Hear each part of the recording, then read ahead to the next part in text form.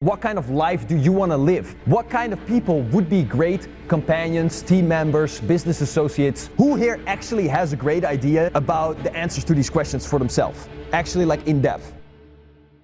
I don't blame you because nobody ever tells you to write this shit out or think about this stuff. The emotional piece, the mindset emotional piece is like the 80% of it. Now we're digging into a little bit of the strategy that you can throw on top of that, like some cherries on that motherfucking pie. I don't care who you are. I will never, ever sell myself because that is a chasing behavior. And even if you break it down even further, it is unethical. Why? Because let's party. People, going back to my beautiful human, have this external focus really, where they kind of focus on external stuff and external people to tell them who to be, okay? What identity to be. If you were going into a room, think of this as a thought experiment. If you were going into a room and you knew for a fact that everybody with 100% certainty in that room thought that you were a billionaire and that you were massively famous, like for example in another country because they don't know you, right? How much differently would you show up if you knew for a fact that people had that kind of an expectation of you? Who here would show up wildly different if people had that expectation of you? Raise your hand. Exactly. Now, most people, as shown here in this little thought experiment, have this external focus. Right? They focus externally on what people expect from them and what people think of them to tell them how to act, behave, feel, how loud to speak, all these types of things. Does that make sense? Yes. Does that make sense? Yes. Okay. So what you want to do is you want to shift that internally and you want to realize, coming back to kind of the point and the lesson to reiterate for you guys that we talked about yesterday, where it's like most people look externally for the things that need to give them certain feelings, right? Where if you shift that, flip that around, and you go internally and you decide what would be workable in this situation, yeah, and you produce that externally by imagining, by stepping into it. Building on top of that, right? All those mindsets, all those beliefs that we spoke about yesterday. Let's chat a little bit about who you are as a person, okay? Because if you know who you are, right, you're going to be able to express that and qualify people inward to you. Okay, this is really what it's about, to be socializing at a high level. Okay, it's not about trying to fit into someone else's frame of mind. It's about knowing who you are. First of all, before that even, having a certain certainty, a certain level of confidence in yourself, in your body that you've trained and conditioned into yourself. Right? And I told you exactly how to do that yesterday, which is more about the emotional side and the belief side. So going a layer on top of that, that's the main thing. That's the basis, foundational piece. Going a layer on top of that is about knowing who you are as well. Like, what are your opinions, right? What are your values? What are your principles in life? What will you do? What won't you do? What do you stand for, etc.? What kind of life do you want to live? What kind of people would be great companions, team members, business associates for that life? Okay, those things that I just mentioned, who here actually has a great idea about the answers to these questions for themselves? Actually, like in depth. Okay, so most people don't, right? And I don't blame you because nobody ever tells you to write this shit out or think about this stuff.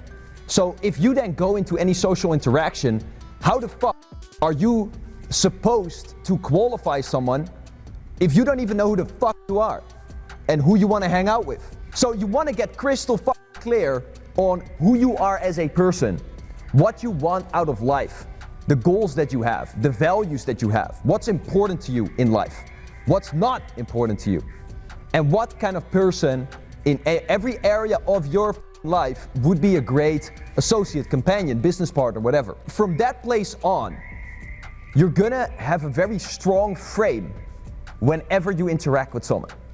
Now, as I mentioned yesterday, we talked about the psychology, right? The underlying emotional aspect of it.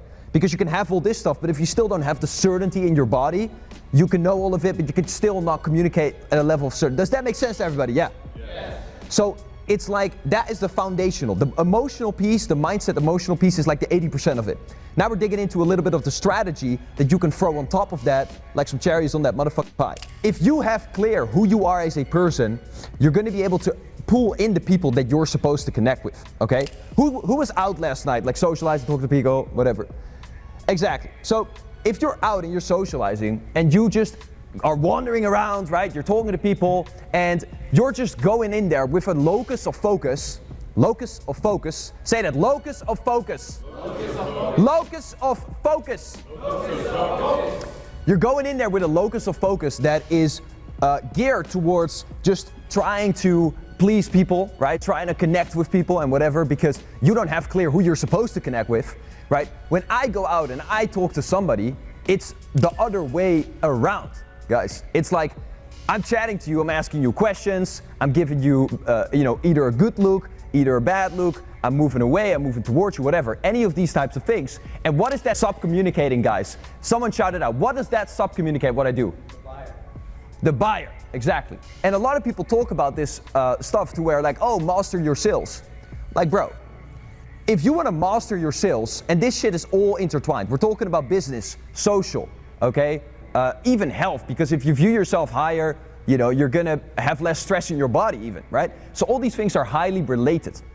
But people talk about mastering sales. I don't even talk about sales ever, because I don't even call it sales. Because what does the word sales presuppose, guys? You're trying to convince somebody of some shit, okay? I ain't never trying to convince somebody of nothing, okay? Because I am the buyer.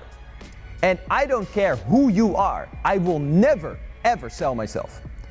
Because that is a chasing behavior, and even if you break it down even further, it is unethical. Why? Because imagine you're a doctor, okay? And someone comes into your office and says, I have this and this problem, whatever, and just right away, without even asking them any questions, you're just like, oh, here are some couple medicines, buy these medicines. You're just that's unethical, okay? You're going to jail if you're a doctor and you do that shit. You're going to fucking jail, guys. Now, if you're in business and you're trying to sell, right? And you're there in a sales meeting, I literally don't, legit don't call it like that. My sales team has a script, right? We have a little script. It says, literally the title says qualification script. Because I don't even want the word sales in my whole team, okay? Because everybody needs to, the words you use, guys, determine a lot of the meaning that you attribute to things. If you're thinking, even if, say that you're hanging out with a girl or something, and you're like, she's like, what are you gonna do today? Or a guy, you're like, oh yeah, I got a couple sales meetings. Now you just primed your brain to think from being the seller in those meetings. Does that make sense? Yes. So understand the impact of your language, okay? Be very aware of what you say and what meaning you attribute to all of these different things. So in your calendar, if you do have sales meetings, you're gonna be calling it qualification conversations, okay? Might be a little long, but I don't give a f. It's gonna help you. And every time someone asks you what is on the schedule, you're gonna say that, because that's how I want you to view it, because that's the meaning that'll work for you, okay? And even if someone gets on the call, or you're in the meeting and someone says like, oh yeah, I'm here in this sales meeting or whatever, or are you gonna sell me? Any of these types of stuff, you simply say, listen brother, I'm just here to see if I could actually help you and see if you would be the right fit for me to, help you and work with you. Right? We don't work with everybody, it's just we choose the people that we can get the best results with. I'll take it from there. Right? If I think I do, then I'll explain to you what it looks like to work together. And you can make a decision from there. That's the frame you're coming from in business. And now if you shift that to a social aspect or a nightclub context or whatever, if you're talking to someone like that, you go from the exact same frame. Now, obviously guys, this is something that you cannot fake. Because if you fake this shit, it's just gonna come off toxic. It's gonna come off like you're trying to do some shit that you're not, right? How annoying is it when some dude is trying to sell you on some shit and then he's like, trying to say this thing, this little riddle that he just repeated off somebody else, maybe of me, of like, oh yeah, we just looking for clients right now, but you can see right through it. How annoying is that? Put your hand up if that shit's fucking annoying, right? So you don't want to be coming from that place, and that's where, once again, to link these things together, yesterday comes in. The emotional aspect comes in. Your identity, your belief in yourself is ultimately the first thing that is really going to determine your outcomes, your results, and the sub-communication that you can't otherwise change.